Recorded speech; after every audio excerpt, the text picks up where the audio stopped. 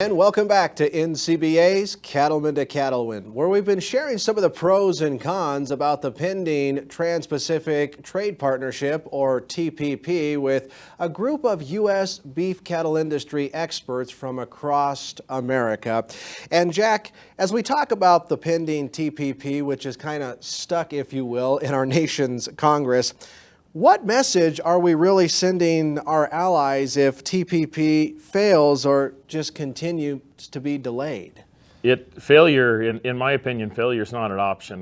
The United States has been at the table. The United States is the leader in global commerce and needs to continue in that position. I think lack of passage sends a huge question and a pause to our trading partners as to our commitment to follow through on agreements that we've been at the table for several years in developing.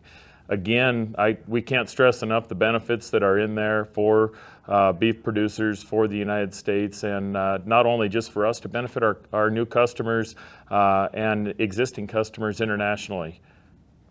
You know, Missy, we kind of talked about it earlier in the program that, you know, there's a lot of other countries involved with the TPP trade deal. They're not going to wait around for us, and if we continue to stall, we're just only hurting ourselves as an industry. Exactly. If we continue to stall on TPP, then we're going to continue to lose market share in our beef industry and exporting to these countries. Somebody else is going to take up the slack on where we're lacking. And instead of somebody else doing that, I would prefer for us to take their market share. I would prefer to send more of U.S. product over there than them taking ours. Russell, an important thing in terms of capacity in our industry. One of the challenges we've seen with the reduction in our herd is a challenge to maintain our capacity in our industry from top to bottom.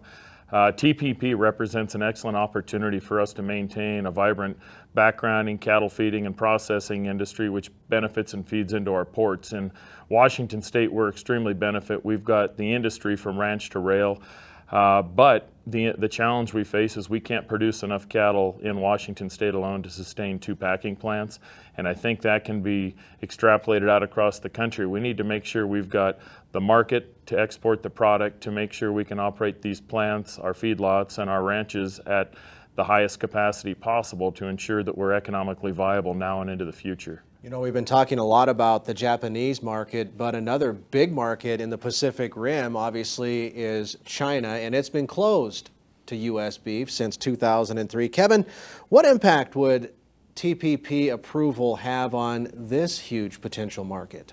Like I stated earlier, it would have a huge impact, especially relates to China going into the future. There's no doubt that China will want to join TPP once it gets agreed to and is put into place. And so if that comes to be and China opens up access unlimited for the U.S. beef, it's going to represent essentially billions of dollars in the future for all of us. And so that's hugely important. And so the U.S. can be a leader in the trade in the Pacific Rim. China can come in and also participate. But for us to open that market, live cattle and meat and all our other products, it's going to represent billions of dollars and billions of dollars. And all the way back to our ranch, that's going to help keep us in business. As I like to tell people, I'm the 5th generation. My wife June and I have a granddaughter now, our first one. She represents the 7th generation. It's going to take things like that, success, to have those extra billions of dollars going overseas to help keep our 7th generation on the ground and being successful. So Jack, let me ask you this. With the Chinese negotiators using beef access as leverage for larger compromises with the U.S. negotiators, how important is that Chinese market, and is there a place the U.S. should be drawing the line on when it comes to concessions? I think the Chinese market is essential when we look to the future, and I think it's very important that the United States be at the table and that we be right there uniformly and bilaterally discussing this with China. We need to be at the table. We need to stay at the table. We can't afford to have the terms dictated to us. We just need an even field between the United States and Canada, and I'm certain that we'll come up with something that will work. The industry will survive on both sides, and at the end of the day, we're going to have happy customers, but we can't afford to wait. The Chinese market's far too important and valuable to us. Yeah, it sure is. Well, stay with us. We're going to have some more insights from our panel of industry experts right after this.